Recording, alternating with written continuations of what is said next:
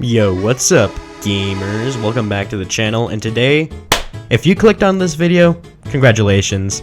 You've been clickbaited. No, Minecraft isn't dying. It's not going anywhere anytime soon. People are going to continue buying and playing the game. And that's where the problem is. Congratulations. You're too big to fail. Minecraft is the highest selling game of all time. This is because of how many updates it's gotten over the years. However, now that the game is in a league of its own, it doesn't have any competition. Because of this, there's no need to innovate in the game. Updates are bound to become smaller, and a longer wait time for them. Because remember, competition breeds innovation, and without it, nothing gets done. Obviously, we can't expect Mojang to continue supporting the game forever, but at this point, I'd rather they just make Minecraft 2 and take my money already. Because the way they've been handling content updates has just been degrading. At one point, everyone was looking forward to the next update the game had to offer, but now all of that has turned into scorn for the developers over their broken promises and lack of any sign of effort or care. So, where did it all go wrong? So it's 2020 and Minecraft has just gotten its biggest update in years. What's so big about it, you might ask? Well, for starters, you can add Curse of Vanishing to compasses. Thank God. And secondly, it turns the Nether from a barren wasteland you would visit once to someplace you would actually want to explore. At least for half an hour. The update had multiple new biomes, a new structure to explore, new mobs, which absolutely sucked to fight, ruined portals, as well as netherite, which can be used to upgrade diamond tools and armor. Overall, this was a great update. But with an update this great, fans wanted to know what would come next. This update single-handedly raised the bar for what updates could be. This update massively improved the gameplay experience, and fans wanted more just like it. And so, what's the best option here? You need to find the one thing that hasn't been touched in years, and that no one explores. And so the choice was obvious. Mountains. Oh, and I guess caves too. Coming off the heels of the Nether update, fans wanted another massive overhaul to a core area of the game. The demand for a cave update was immense. Everyone wanted it. Even my plant was petitioning. But luckily, Mojang answered the call by giving the greatest press conference in gaming history.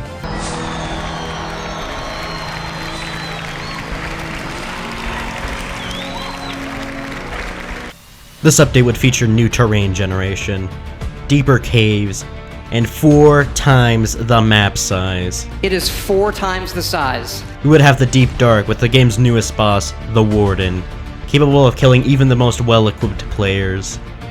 The update would also feature archaeology and new biomes. But the update didn't just stop at caves. Mountains were finally seeing their long-awaited comeback, now featuring 16 times the detail. It allows us to have 16 times the detail. This would be the update to make Minecraft great again. By creating a wide open world with very few rules, we have a game. And the day the long-awaited update finally came out, it was glorious. The birds were singing, the sun was shining, the flowers were blooming. All was great. Until you actually decided to look in a cave. So as it turns out, Mojang decided to split the update into 2 parts. Because as it turns out, the new terrain generation wasn't quite ready yet. So to hold us off, they decided to release the first half of the update early. Considering it was only half an update, it wasn't bad. It wasn't quite the great return of Minecraft, but we wouldn't have to wait long for that. World generation is a lot more complicated than just adding some blocks, so it was fine that they delayed it. I mean, it's not like they would take over a year to finish the update or anything, so a delay made sense, especially considering how much testing they would have to do to make sure that terrain generation was working properly. But once the second half of the update came, it was glorious. The caves were massive. The new generation was so much more fun to explore than the caves we had in the past. The delay was definitely worth it. We had stalagmites, stalactites, much deeper caves. Mineshafts would now spawn in these massive caves and would look amazing. This was the perfect update. It completely revolutionized the game. Something that was once a chore to do was now fun and entertaining. The caves were stunning, but this update just had one small problem. Where the hell is the Warden? Sometimes it doesn't just work. So it seems that an extra 6 months wasn't enough to finish this update. Now, world generation, I can understand, but they already had the Warden and Deep Dark ready for the trailer. What could possibly take so much time? World generation is a complicated system, but one new mob and some blocks not so much. The fact that they failed to deliver even that in 6 months is just embarrassing. They had kept features that they had announced over a year prior, features which appeared to be ready, by the way, and decided to release it months later. So basically what we have here is one update that they somehow managed to stretch into 3. Mojang has hundreds of employees. I'm not quite sure how many of them are actual developers, but I would assume not all of them are working on world generation at the same time. Well anyways, 6 months later, the update's done. We got blocks, caves, warden, no archaeology. They split one update into 4. The first part of the cave update was released in June 2021. It's now 2023, and the full thing still hasn't come out. We've waited 2 years, and now we're barely getting all the features that we were promised. 1.17 and 1.18 were the majority of the cave update. Most of the major features were added in these updates. In 1.19 we finally got the warden and the deep dark, but in order to make this update not feel so shallow, they decided to add an update to the swamps, which I guess is cool. I don't know, I can only care so much about frogs. But on a more positive note, we got ancient cities which weren't shown off. As for the warden himself, I was honestly a bit disappointed. I was looking forward to fighting it and seeing what it might drop. You know, maybe some new enchantments, maybe something to upgrade weapons and armor with, or literally anything at all. The warden unfortunately doesn't drop anything when you kill him, but I guess that can be overlooked, because there's no way you're killing the warden in survival. It was designed to be a mob that you're forced to run away from, which personally I think is stupid. You're able to fight and kill basically everything else in this game. Not just the dragon, not just death, but the women and children too. But the warden is the one exception to this. They could have at least given a cool drop to anyone who manages to beat him. They could have made it like the dungeon guardian from Terraria, which gives you a pet when you kill it. So in my opinion, the warden's only half-baked. It could have been really cool, but they decided to take the easy way out. If 1.19 was passable, 1.20 brings us right back to the dark ages of Minecraft, where updates were tiny and barely added anything to the game. Well, anything meaningful, that is. This update features copy and pasted blocks that were already in the game, as well as some trees, as well as finally finishing the cave update that we were promised 2 years ago. So anyways, we finally have archaeology coming to the game. You can use the brush to get pottery shards from suspicious sand, and with the pottery shards you can make pottery. Okay, this is so much lamer than I thought it was gonna be. At least the cave update's finally done. That is unless you are holding out for the bundles. The headlining feature for this update are smithing templates, which let you upgrade your armor. You see, before all you had to do to get a full set of netherite armor was mine around in the nether for about 12 hours. Now you just need to find netherite upgrade templates and bastions and dig 12 hours to find netherite. Other than the netherite upgrade templates, there's also armor trims, which let you customize the look of your armor. Basically, if you've ever wanted to look like a pimp in Minecraft, this update's for you. And personally, I don't consider it to be as good as 1.13, 1.14, 1.16, 1.17, 1.18, or 1.19. Most of the stuff in this update is just reskins of things already in the game. The bamboo and cherry blocks are just reskins of blocks already in the game. Hanging signs are also just another variation of signs, just with a different crafting recipe, and can be hung upside down. The piglin head is just another head, and all the armor trims are just overlays to the existing armor sets. Updates are becoming smaller and smaller, and this is purely because of Mojang. Now whether it's down to the lack of motivation to update the game or poor project management, I'm not quite sure. But what I do know is that stagnation won't benefit the game. And because I know that somebody's already gonna tell me that game development is hard and Mojang's trying their best, I'm gonna explain to you why you're stupid. Notice how every type of fence, wooden plank, wooden log, and stone block are all practically the same things, minus some reskins and maybe the occasional sound difference. This is because of a little thing called object-oriented programming. In this model, you have a base object, to which child objects can have the same properties without the need for copy and pasting code. Because of this, they should be able to add new blocks quickly. Because remember, they're inheriting the exact same properties that have already been in the game. The only difference being the texture and internal ADs. The only hard part of adding half of this update would be the world generation, which again, it should have its own team dedicated specifically for it. And as for the conversion between Java Edition and Bedrock Edition, the only hard part would be the engine itself, which should also have its own team. In terms of adding items into Java and then transferring it to Bedrock, it would be pretty straightforward. Since Java and C++ are similar enough, a conversion should be pretty simple on a high level. Again, the difficult part would be the engine, but they're always working on that, and it has its own dedicated developers. This is the first, and possibly only time, my life as a software developer will actually come in handy. The other headlining feature of this new update is the mobs, the camel and the sniffer. Now the camel is a camel. Now the sniffer is a bit of an unusual mob. The sniffer is a passive mob, which as its name implies, it sniffs. This mob has the ability to sniff up flower seeds, which is probably the most niche use case I've ever heard of. This is the type of mob that you'll probably play around with once or twice, but get bored of pretty quickly. And to be quite honest with you, this is the dumbest mob they've ever added to the game. Personally, I hope that the person who came up with this idea gets fired immediately. In an ideal world, we could have gotten something like the Rascal, which would have told players where treasure is, or the Tough Golem, which would have held items up for the player. Oh wait a minute, these suck too. The mob vote is a yearly tradition in which Mojang asks the community what they want to see in the game, and then adds it. It all started back in 2017 when Mojang had a brilliant idea. Well, 4 of them to be precise. They had come up with 4 mobs, but didn't know which one to add first. So they left it up to the community at Minecon Earth to decide. The first mob was the Barnacle, a hostile ocean creature. The main reason you would vote for this one was because there was basically nothing in the oceans. It got eliminated after the first round, which Mojang probably wasn't too happy with considering the next update would be about oceans. The second mob was the Monster of the Night Skies, better known as an insomniac's worst nightmare. Of course, today we know it as the Phantom, and we also realize why we shouldn't have voted for it. Because if you sleep every night, you will never encounter this mob. It only spawns in when you haven't slept for a few days, so it's more of an annoyance than an actual threat. For the most part, you'll be sleeping through every night, except if you're building something, I guess. The third mob was kind of a utility. It was known as the Great Hunger. Basically, it would be this lizard that burrows into the ground.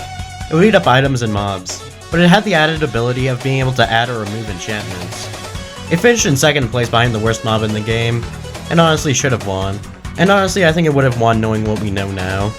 The last mob is the Hovering Inferno, which was basically just a stronger blaze. What sets it apart from normal blazes is that it's able to use its arms as a shield.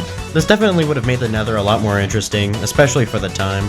The best way to follow up with 2017 was 2018.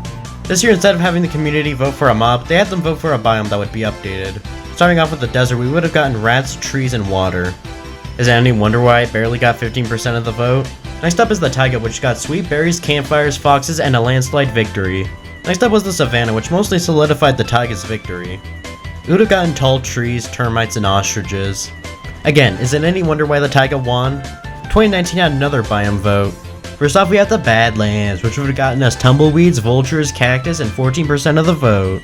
Then we had the swamp, which was just the other half of 1.19. Then of course the winner was the mountains, which got added in with the cave update.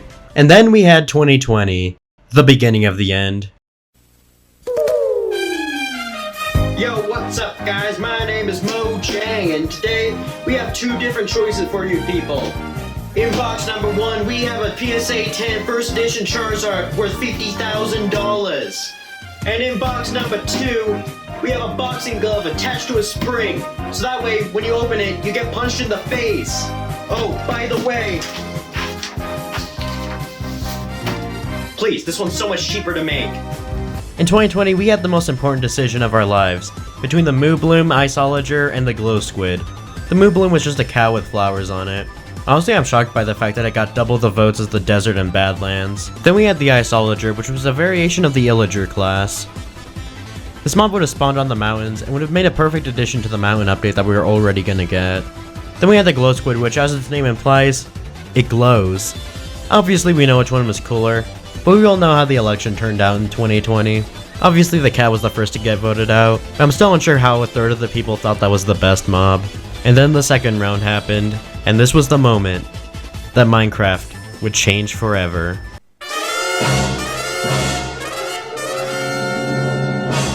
The reskinned squid won.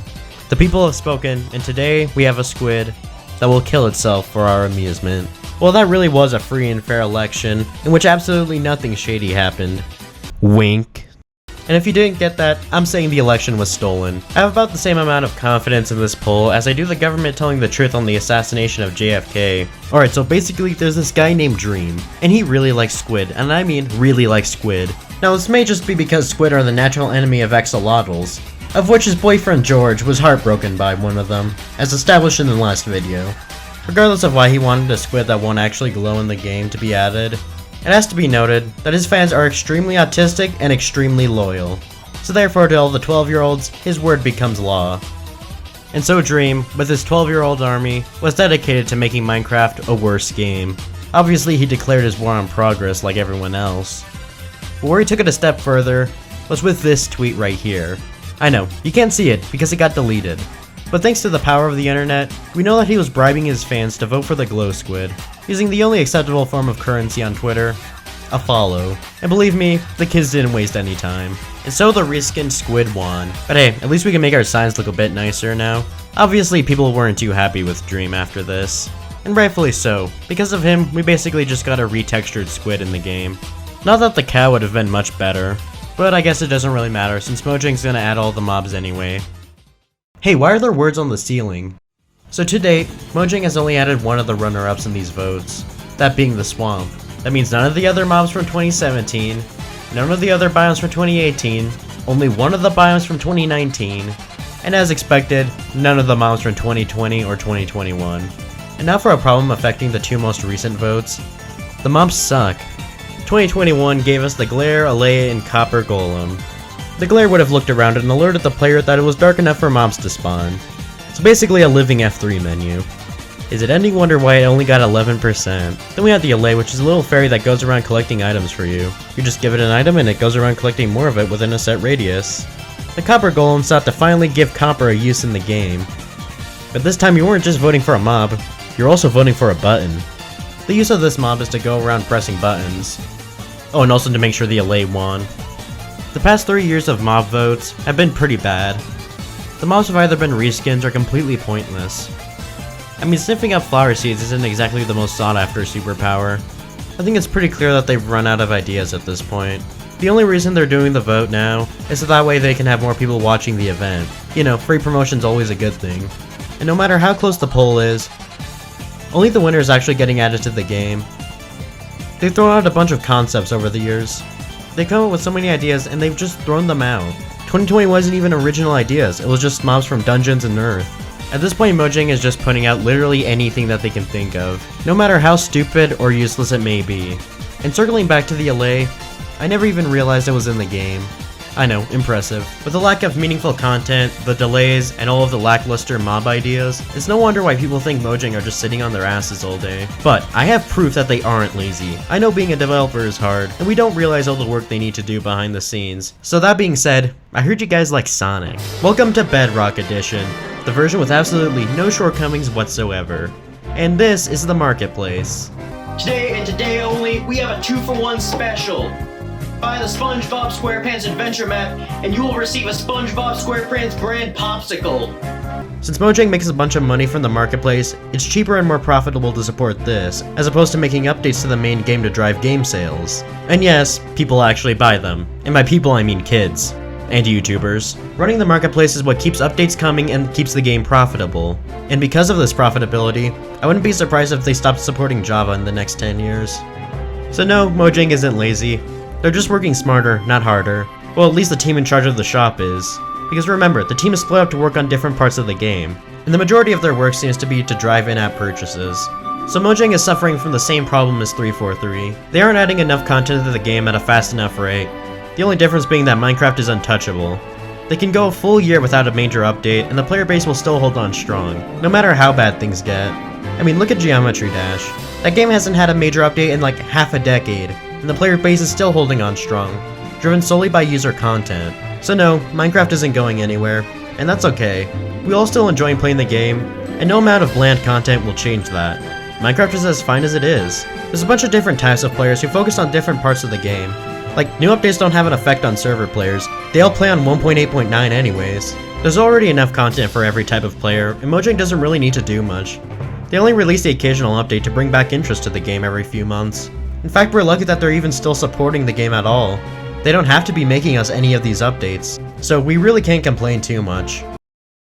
I mean, this is literally everything wrong with modern AAA gaming. Corporate greed, only play indie games. Yong out!